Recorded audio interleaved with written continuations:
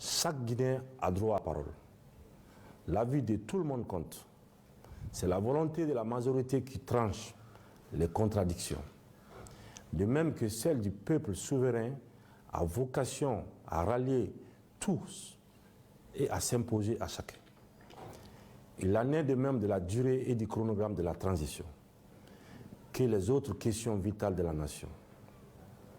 De toutes les consultations engagées à tous les niveaux depuis le début de la transition, avec toutes les composantes de la nation, auprès de tous les Guinéens partout où ils se trouvent, il ressort une proposition médiane d'une durée consensuelle de la transition de 39 mois.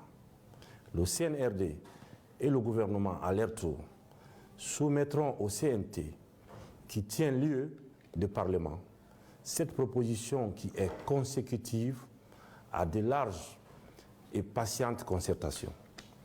Le temps aussi, bien dans nos vies que dans nos œuvres, peut être un repère, une limite, une préoccupation. Mais c'est d'aller au bout du rêve que nous partageons et de notre idéal qui nous incombe à tous. Nous franchirons les étapes, les unes après les autres, poserons pierre après pierre pour continuer à bâtir notre maison commune. Sur ce chemin de tous les espoirs et de notre renaissance souhaitée, aucun malentendu n'est insurmontable, aucune divergence ne devrait nous opposer et diviser. La démocratie a ses règles et exigences, notamment de consulter le peuple chaque fois que cela est nécessaire et de l'écouter afin de connaître ses aspirations profondes et en tenir compte. C'est le choix que nous avons fait. C'est aussi notre démarche et notre préoccupation de tous les jours. C'est le moment et l'occasion de rappeler à tous qu'entre Guinéens de bonne foi et patriotes, nous pouvons trouver les solutions appropriées à tous nos problèmes, même ceux qui paraissent insolubles. Nous sommes ouverts au dialogue sur toutes les questions concernant la vie de notre pays et de son devenir. Cet exercice démocratique exclut totalement les égos et les ambitions personnelles. Ensemble, nous pouvons changer notre pays. Le 5 septembre 2021, un jour nouveau s'est levé pour notre pays. Notre armée nationale, patriote et républicaine, qui s'est toujours tenue aux côtés de son peuple et veille sur la République, a pris ses responsabilités pour redresser le cours de notre histoire et de notre destin commun. Au péril de nos vies, en hommes et femmes d'honneur, voués au sacrifice suprême dont la vie est dédiée à la patrie, nous avons fait le serment solennel de libérer la Guinée du poids de tous ces démons, d'exorciser aussi les fantômes qui la hantent depuis toujours.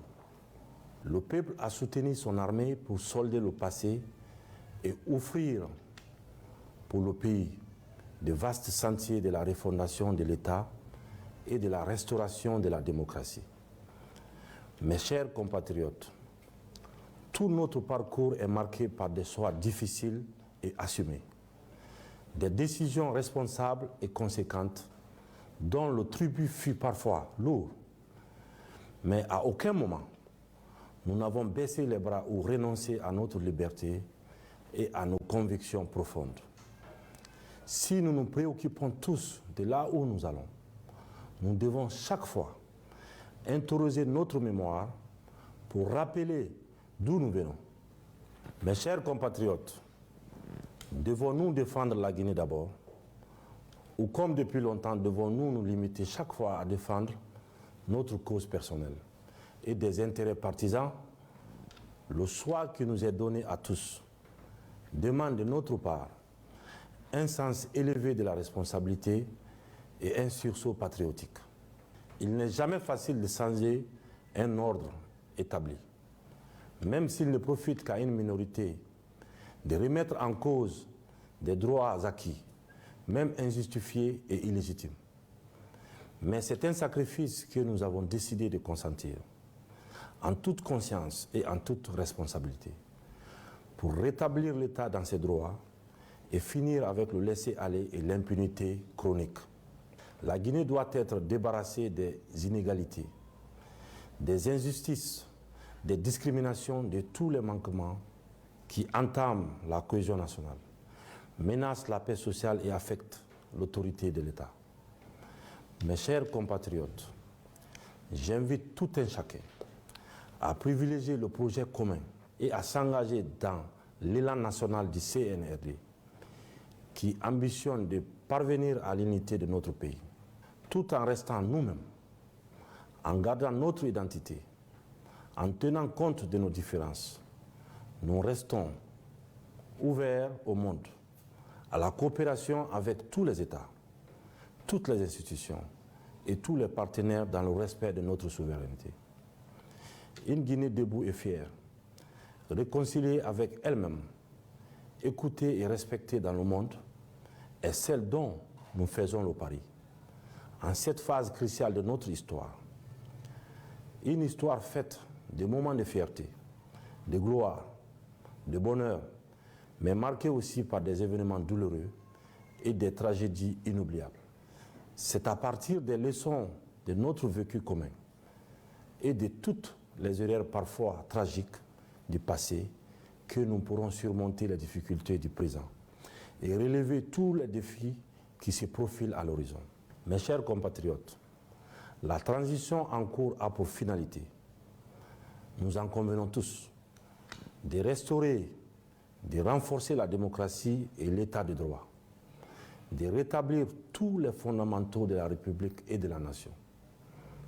En même temps, c'est une vision noble d'une ambition nationale plus large, portée par une grande ferveur populaire et conduite avec une adhésion massive des braves populations.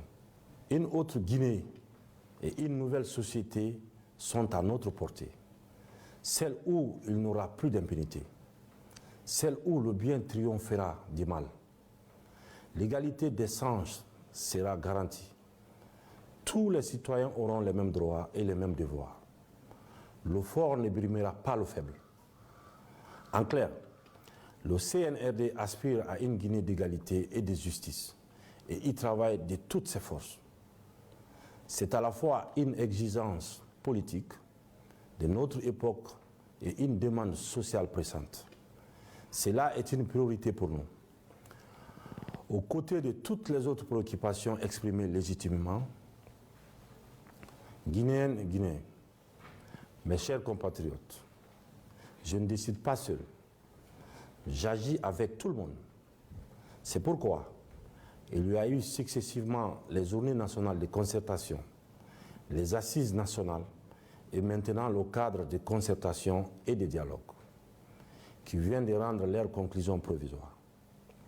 C'est le lieu pour moi de remercier tous ceux qui ont contribué à la réussite de ces différents travaux.